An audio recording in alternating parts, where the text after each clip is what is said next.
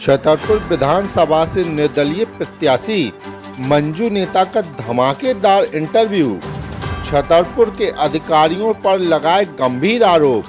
पज्जन चाचा और भाजपा पार्टी को भी नहीं छोड़ा। बोले दोनों पार्टियां करती हैं भ्रष्टाचार, जनता से नहीं है कोई सरोकार। जी मैं तो 7/2/2023 को राजस्व में आपने कोई मामला जो है सुनवाई के लिए दर्ज किया है, क्या मामला है हम जानना चाहते हैं आपसे। पहली बात तो मैं छतरपुर की विधानसभा के लिए जनता को मैं हार्दिक शुभकामनाएं और उनके स्नेह प्यार के लिए मैं आशीर्वाद मांगता हूं। और मेरा 7/2/2023 का मुद्दा था कि 3940 का छतरपुर में राजस्व रिकॉर्ड के तहसीलदार नामांकन के पूर्व आवेदन वो रिकॉर्ड मांगते थे, जिसके परिप्रेक्ष्य में मेरे द्वारा 7/2/2023 को विशाल रैली प्रदर्शन किए गए थे, आंदोलन किया गया कई बार। उसमें फिर 7/2 के बाद मैंने आंदोलन किया, विरोध किया। उसके उपरांत आज वर्तमान में आज जो स्थिति बनेगी, कम से कम 3940 अंग्रेजों के शासनकाल का रिकॉर्ड मांगना प्रशासन ने बंद किया। ये मेरी प्रथम विजय है।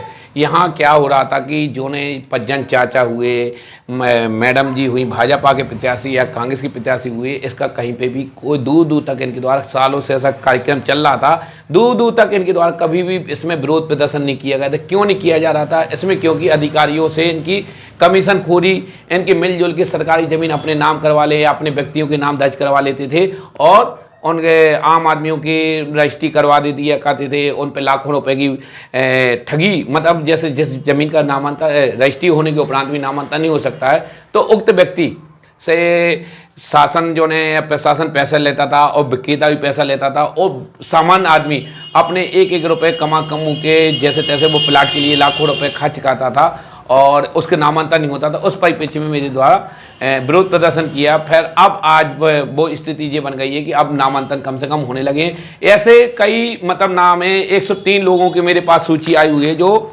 माननीय विधानसभा में मुझे जानकारी प्राप्त हुई है।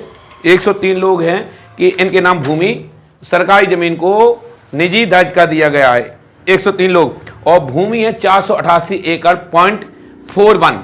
ये 103 लोगों को इन भाजपा और कांग्रेस के नेताओं ने दर्ज किए। ये कम से कम 200 करोड़, लगभग 200 करोड़ का घोटाला है। यदि इसकी सीबीआई जांच हो जाए, इसमें बड़े बड़े अधिकारी आईएएस आईपीएस और बड़े बड़े नेता मंत्री भी इसमें कटघरे में खड़े हो सकते हैं।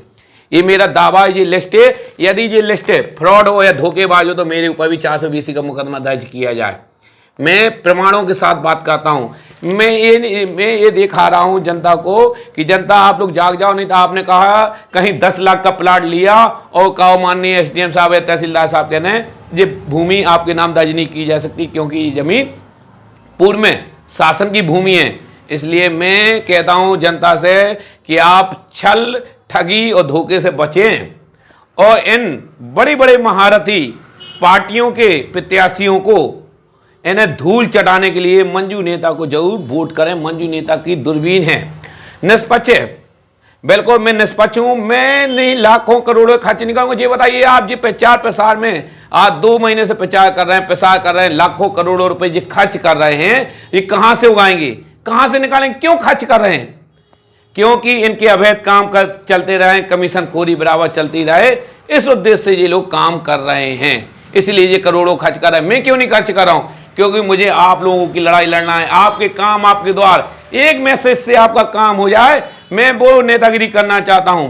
मैं फ्री में आपका काम हो, मैं वो नेतागिरी करना चाहता हूं। मैं समाज सेवा के उद्देश्य से नेतागिरी करना चाहता हूं।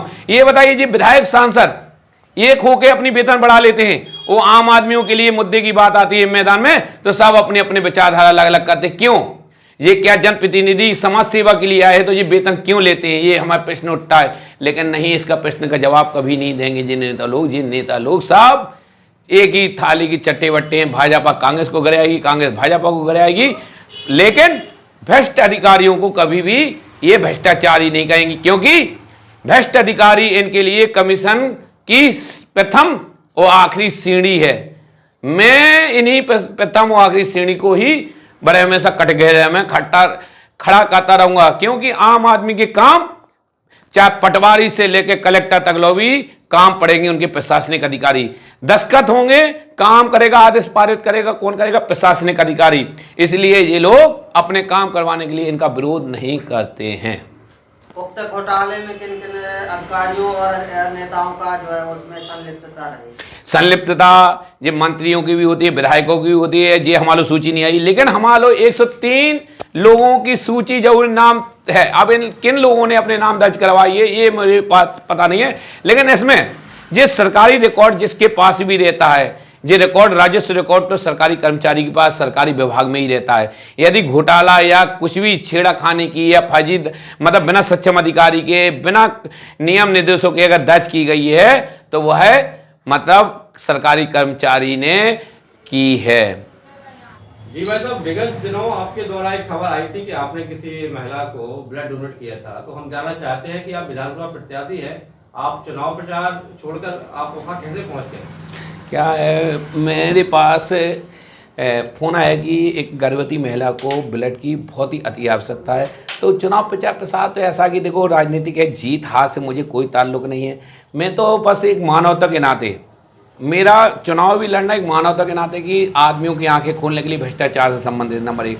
और दूसरी बात यह कि हमारे जैसे ही फ़ोन आया तो हमने कहा चलो भैया, पहले नंबर जे उस बच्चे का मतलब गर्भवती चूँकि महिला थी, तो हमने कहा बच्चे का और माँ का प्रश्न उठता है, या मानवता पहले होना चाहिए। उस उद्देश्य में तत्काल भागा, अस्पताल पहुंचा।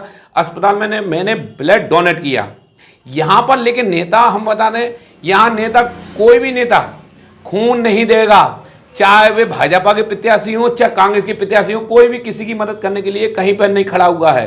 ये लोग खून पीने वाले हैं। ये आदमियों के इतने धोखेबाज हैं, इतने कमीशन खोर हैं। ये खून क्या देंगे? ये कमीशन खाते हैं।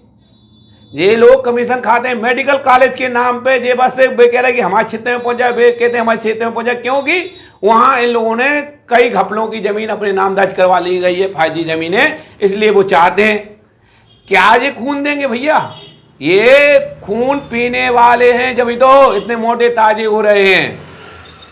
बहुत जी ने एक नारा दिया था, तुम मुझे खून दो मैं तुम्हें आजादी दूंगा, और आज के सफेद पोस्ट नेता कहते हैं तुम मुझे आजादी भर दे दो, खून तुम्हें तुम्हारा ले ही लूंगा।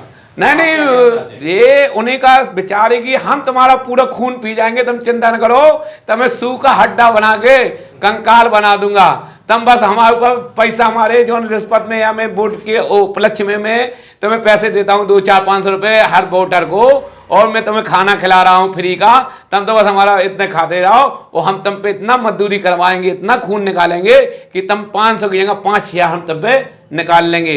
जैसे नामंदन के नाम पे ये लोग पैसा इतना लेते हैं कि अपने आप इनका कमीशन पहुंच जाता है।